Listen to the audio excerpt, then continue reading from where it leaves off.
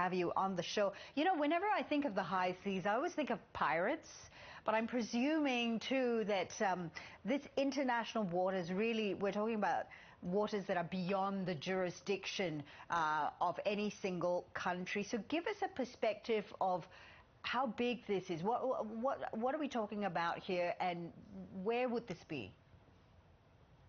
Great question, and good morning. It's a pleasure to be here.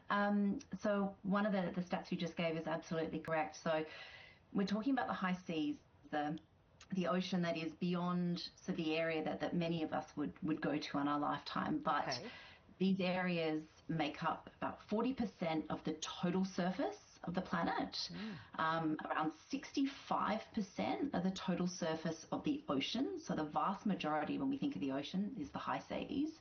And kind of a staggering sort of 95% of the ocean's volume. So a huge sort of proportion of our marine biodiversity contained in this area, despite the fact that, you know, most of us, unless we go on sort of deep sea fishing trawls or shipping containers, will ever get there. But hugely significant. Yeah, so this is an area that is vulnerable to overfishing, climate change, also the threat of deep sea mining as well. We know that 60 countries have signed up to ratify this treaty. What is expected of these 60 countries?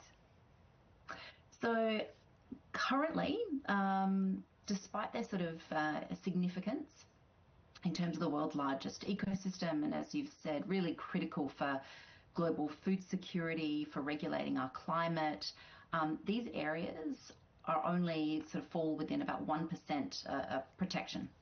Under this new agreement, we suddenly now have sort of the missing piece of international governance of our ocean.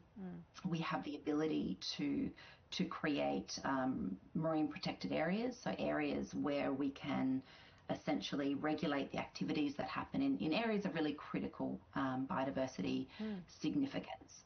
And so the parties that have become,